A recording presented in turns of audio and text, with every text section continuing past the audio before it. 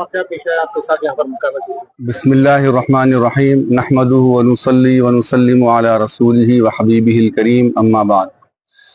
कल बरोज़े हफ्ता 26 रमज़ान मुबारक यानी लैलतुल क़द्र थी।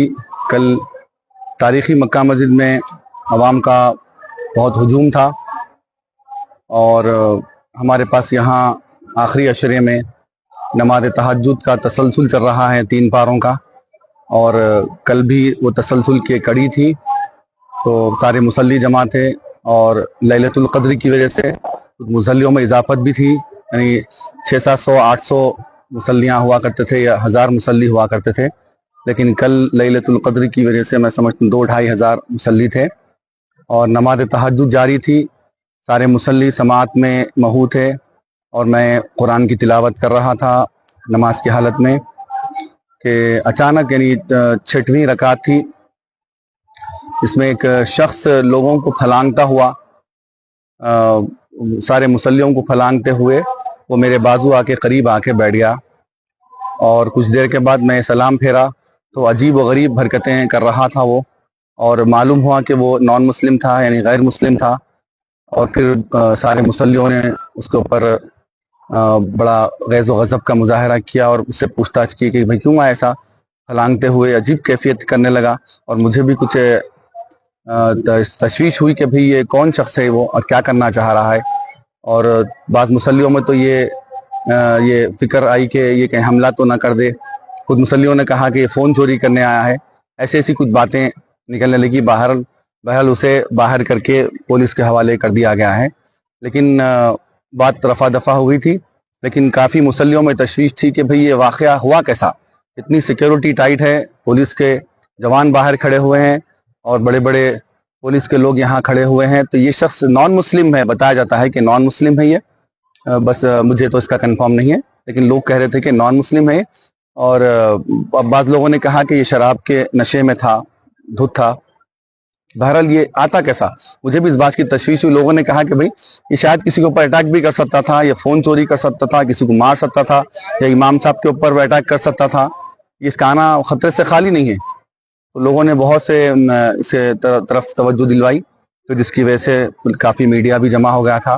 तो मैं इस सिलसिले में इसकी वजाहत कमेटी का पता नहीं मुझे, लेकिन कमेटी भी इस सिलसिले में तशवीश का इजहार कर रही है कि भाई ये शख्स आया कैसा।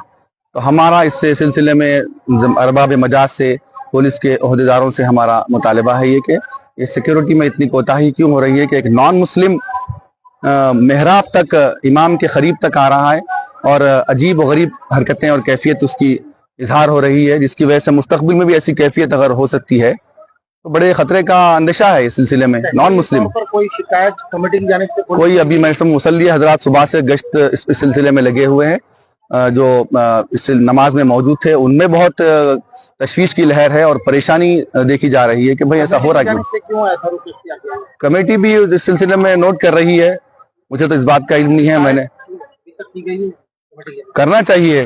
अब मैं इस सिलसिले में आपके सामने आके इस बात को बता रहा हूँ कि दोबारा ना हो। ये मेरा आने का मकसद यही है कि ऐसी हरकत दोबारा ना हो। इतनी तारीखी मक्का मस्जिद है हमारी और इस सिलसिले में इतनी कोताही क्यों हो रही है। एक बहुत बड़ा वाक़या यहाँ पर पेश आ चुका है, इसको मद्देनजर रखते हुए इस वाक़े की संजीदगी से लेते हुए तहरीरी तौर पर अभी तक शिकायत क्यों नहीं की गई? करना चाहिए इंतजामिया करना चाहिए। सिलसिले में बात करेंगे इंशाल्लाह, हम बोलेंगे। हम तो समझ रहे थे कि वो इस सिलसिले में शिकायत दर्ज करा चुके हैं, लेकिन पता चला कि नहीं हुई अभी शिकायत। उस सिलसिले में आप हजरात का सामना हो गया है, तो मैं अपनी बात जो, क्योंकि मैं इस सिलसिले में वाकिफ हूँ, मेरे बाजू आके बैठ गया वो मेहराब में। जब हम नमाज पढ़ा रहा था तो वो शख्स मेरे बाजू आके बैठ गया और अजीब कैफियत करने लगा। नमाज की हालत में हूँ मैं। अब ये इंतजामिया से बात करना पड़ेगा कि वही निकालेंगे।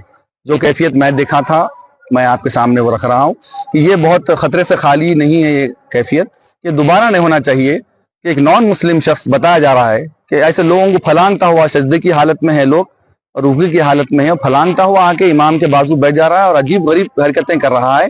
और ऐसा उससे जाहिर हो रहा है कि कहीं अटैक ना कर दे किसी पर, किसी को मार ना दे, और या फिर जैसे कोई फोन वोन चोरी ना करे, ऐसी उसकी कैफियत है। पता नहीं ऐसा करा तो नहीं, वो मुकामी दिखाई दे रहा था नहीं, पता नहीं। फौरी फिल वक्त ये नहीं, 2-4 मिनट के अंदर ही उसको पुलिस के हवाले कर दिया गया।